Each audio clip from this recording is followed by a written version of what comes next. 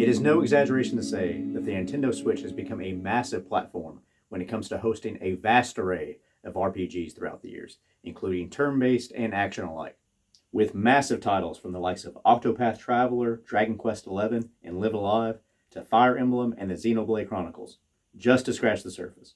And don't even get me started on the incredible indie titles such as Undertale, Stardew Valley, Golf Story, Moonlighter, and most recently, and one of my new favorite Switch games in general, Chained Echoes. However, there are a few incredibly underrated RPGs from the past that are complete hidden gems of the genre, in my opinion, and that I would feel would make a great addition to the Nintendo Switch's ever-expanding RPG library. Hey, what's up guys, Gabe here. Hey, if you're new to the channel, thank you for stopping by, and if you would, please go ahead and consider clicking that like and subscribe button. It would help out the channel a lot, and I would definitely appreciate it.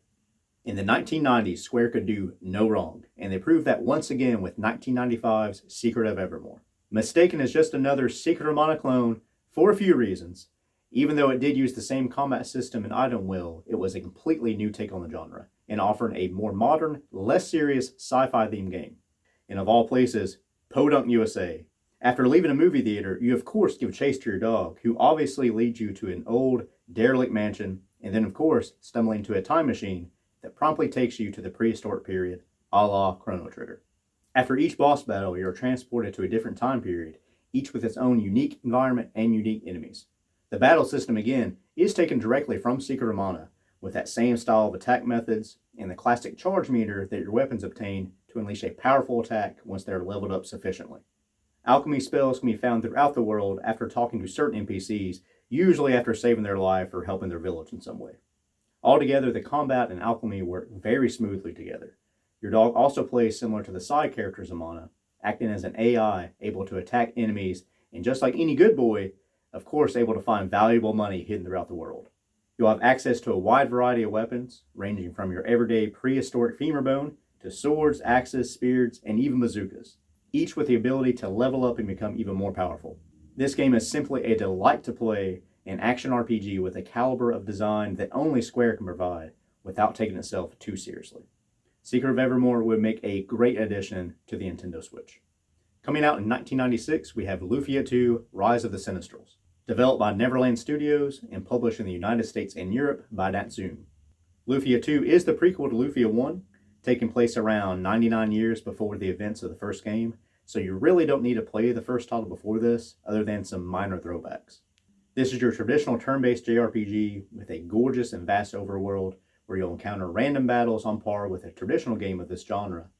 But then you also have dungeons that you explore where there are no random encounters, and you'll obtain elements similar to that of Zelda, such as a bow and arrow, bombs, and a hookshot. You play the game as a character named Maxim, a man that is destined to fight the Sinistrals, a group of demonic beings that are hell-bent on destroying the world.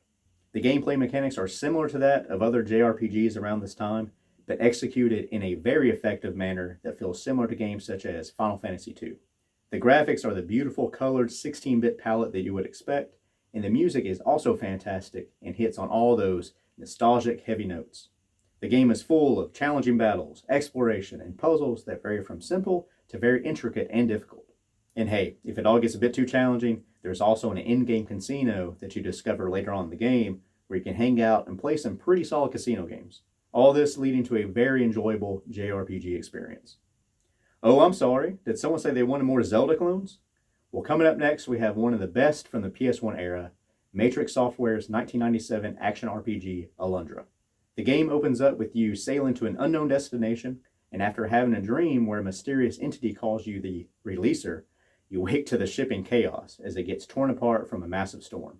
In the next scene, you awake in a guest room, having been rescued after washing up on shore of an island called Inoa by a local.